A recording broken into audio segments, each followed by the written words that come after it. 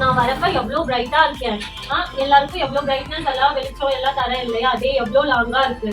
ஆனா நான் வந்தாலே யாருக்குமே என்ன பிடிக்கவே மாட்டேங்குது. நான் ரொம்ப ஹீட்டா இருக்கேனா, என்னால அவங்க ஸ்வெட் அதிகமா வருது அப்படி இப்படின்னு என் மேல ரொம்ப கம்ப்ளைண்ட் பண்றாங்க. இதனாலதான் நான் ரொம்ப சேட் ஆயிட்டேன்.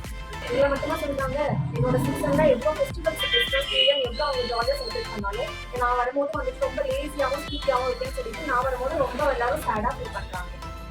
உன்னை மட்டுமா சொல்றாங்க, என்னையும் தான் சொல்றாங்க. ஆட்டம் சீசன்ல இலையெல்லாம் கொட்டுது, உன்னால எனக்கு ரொம்ப நிறைய வருது, கூட்ட முடியல. ஆனா நல்லதா செய்யறேன், எல்லாம் புதுசா பொழைச்சி வரேன். ஆனா என்னையும் பண்ண சொல்றாங்க. இதை மட்டுமா சொல்றாங்க, என்னையும் தான் சொல்றாங்க. நான் எவ்வளவு பூவெல்லாம் தரேன், எல்லாமே கொடுக்குறேன். ஆனா செடி நிறைய வந்துருச்சு, இன்செக்ட்ஸ் நிறைய வருது, இதை கொஞ்சம் தாங்க முடியலன்னு என்னையும் தான் சொல்றாங்க.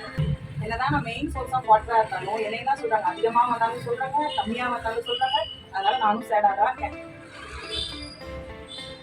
இவங்கெல்லாம் அவங்களோட வேலையை தான் செய்யறாங்க. ஆனா இருந்தாலும் அவங்களுக்கு நல்ல பேர் கிடைக்கல. ஏன் அப்படின்னா இதுக்கான ரீசன் இந்த உலகத்துல வாழ்ற மக்களும் தான். மக்கள் என்ன பண்றாங்க, அதிகமா குளோபல் வார்மிங்கை கிரியேட் பண்றாங்க. எப்படின்னா தொழிற்சாலைகள், அதாவது ஃபேக்டரிஸ், அதுக்கப்புறம் கிராக்கர்ஸ், அந்த மாதிரி புகை ஏற்படுத்துறதுனால குளோபல் வார்ம் ஆகுது. அதனாலதான் இந்த உலகம் ஹீட் ஆகுது. இன்னொரு விஷயம் பாத்தீங்கன்னா, நிறைய பிளாஸ்டிக்ஸ் யூஸ் பண்றோம். பிளாஸ்டிக்ஸ் யூஸ் பண்றதுனால என்ன ஆகுதுன்னா, நிறைய மண்ணுக்கடியில போய் புதைஞ்சிருது. அந்த மண்ணுக்கடியில புதையறனால நிறைய ஃபெர்டைல் பண்ண முடியல. அதனால இயற்கை உரங்கள் பண்ண முடியாம செயற்கை உரங்கள் நிறைய யூஸ் பண்றாங்க.